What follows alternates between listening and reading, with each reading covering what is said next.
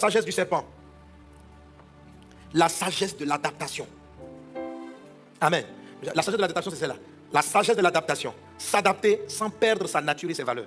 S'adapter, c'est ça le serpent. Amen. Le serpent prend la couleur de son environnement. Le serpent s'adapte aux environnements. Il s'adapte aux circonstances. Mais quel que soit l'environnement, un serpent est toujours un serpent. Même quand tu le vois sous la mer, tu sais que c'est pas un poisson. Alléluia. Nous sommes chrétiens. Nous appartenons au royaume de Dieu. Nous avons des valeurs. Nous allons nous adapter. Mais nous n'allons pas perdre. Celui qui ne sait pas s'adapter, il va mourir. Parce que le serpent ne pleure pas. Arrête ça. Alléluia. Tu as déjà vu un serpent pleurer? Dieu l'a maudit. Toi, Dieu ne t'a pas maudit. Dieu, lui, l'a maudit. On dit, je te maudis. Tu es maudit, serpent. Il n'a pas pleuré. Il dit, tu n'as plus de pieds. Il n'a pas pleuré. Tu n'as plus de bras. Il n'a pas pleuré. Il y a des choses qu'on n'a pas dit. Dieu l'a rendu muet. Il n'a pas pleuré. Et il a montré à Dieu que de tous les animaux que Dieu a bénis, il est le meilleur. À la fin, Dieu dit, tu m'as maudit, non mais voilà. Je suis là. Je ne suis pas en voie de disparition. Dieu dit, je mettrai une inimitié entre toi et la femme. Ils vont t'écraser la tête. Mais il vit. Est-ce qu'on est ensemble?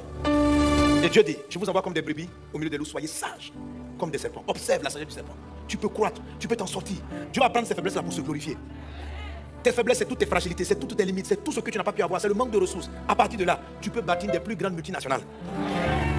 Mais quand vous reniez cette capacité de Dieu en vous en disant c'est pas possible, c'est pas possible, mais ta force intérieure est vide. C'est pourquoi je dis, tout commence par le point numéro 1. Ce que tu vas te dire en toi, ce que tu vas te dire en toi, ce que tu vas te dire dans le silence, ce que personne n'entend, ce que tu te dis quand tu es dans ta chambre, ce que tu te dis quand tu es dans ta maison, ce que tu dis en toi, c'est ce qui va faire la différence. C'est ce qui fait la différence que lorsque tu arrives à l'église, parce que quand on arrive à l'église, on dit tout le monde crie, je vais régner, on crie, on va régner, mais les gens ne disent pas ça dans leur cœur.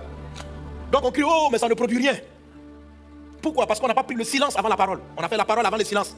Il faut faire le silence et puis dire ça en soi. Et puis après déclarer. Ça change l'atmosphère. Est-ce qu'on est ensemble? Donnez-moi maintenant Jésus. Pourquoi le serpent est une espèce qui n'est pas en voie de disparition? Parce que les gens, les autres n'ont pas su s'adapter au changement climatique, aux environnements. Il y a certains qui n'ont appris qu'à vivre que sur terre. Le serpent, le jour où la terre a été noyée, il a appris à vivre dans l'eau. Le serpent s'adapte. Il s'adapte pour se multiplier. Il s'adapte aux circonstances. Il regarde l'environnement et puis il se transforme. Il a appris à voler. Il a appris à nager. Il s'adapte pour atteindre sa vision. La vision de tout animal, multiplier, soyez féconds, multipliez, remplissez.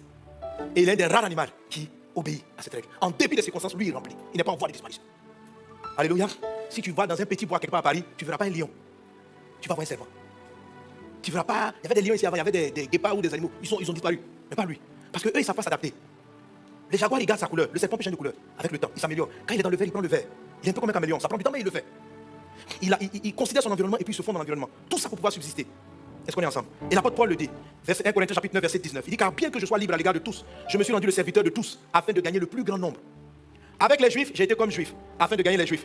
Avec ceux qui sont sous la loi, comme sous la loi, quoique je ne sois pas moi-même sous la loi, afin de gagner ceux qui sont sous la loi. Vous voyez ça? Paul dit, j'ai gardé mes valeurs, mais j'ai fait comme si. Je me suis adapté à l'environnement parce que j'ai une mission. Les gagner à Christ. Alléluia. Gloire à Dieu. Comme sous la loi. Avec ceux qui sont sans loi, comme sans loi, quoique je ne sois pas sans la loi de Dieu, étant sous la loi de Christ, afin de gagner ceux qui sont sans loi. J'ai été faible avec les faibles, afin de gagner les faibles. Je me suis fait tout à tous, afin d'en sauver de toute manière quelques-uns. Je fais tout à cause de l'évangile, afin d'y avoir part. Alléluia. Amen. C'est une grande sagesse de l'apôtre Paul. C'est pour ça qu'il a eu un message qui a eu le plus d'impact.